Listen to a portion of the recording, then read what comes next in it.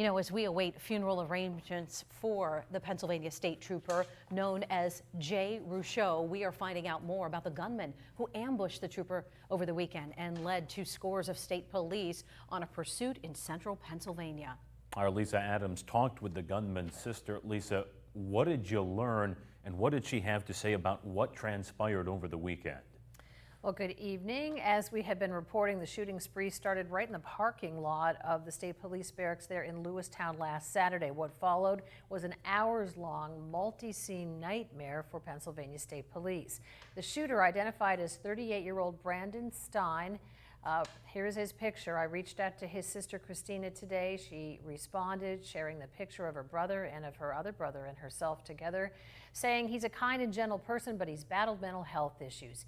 He bounced back before, but she said recently he began thinking people were out to get him again, that the smoke from the forest fires was nerve gas from the government, that his food and water supply were contaminated with poison. She said last Friday family members tried to get him an involuntary mental health emergency evaluation, or a 302, because he had threatened to harm himself, but then Saturday happened, injuring a lieutenant, killing Trooper Jay Rougeau.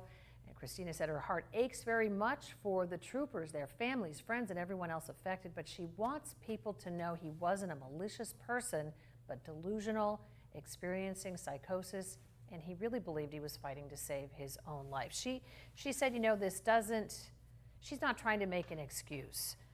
But she really wants other people to know that they really never imagined anything like this could happen.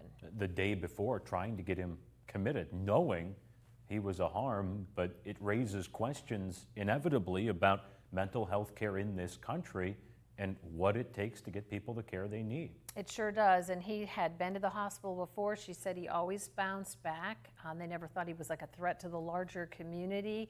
But the last time he was at the hospital, she said he was convinced they put a chip in his head. He didn't want to go back there, and so maybe once they were trying to get him that mental health evaluation, that pushed him to a place he hadn't been before. We know that you tried to do an interview with her, but she said she was just too emotional to talk on camera. Obviously. Yeah, she said she just was not in the right place to do that. She was only really putting her own thoughts out there about him and what had happened, as personal as it is, because she really wants other people to know mental health problems are real. What he was going through seemed very real to him. Again, she's not making excuses for him. She's horrified by what has happened to the other troopers and to their families, you know, this terrible loss. But she just says maybe somebody else will hear her message, and if they are experiencing something like this in their family, they will push harder to get help. Inarguably horrific, something we'll learn a lot more about in the days ahead, yes, including we expect tomorrow to know about funeral arrangements for the trooper. But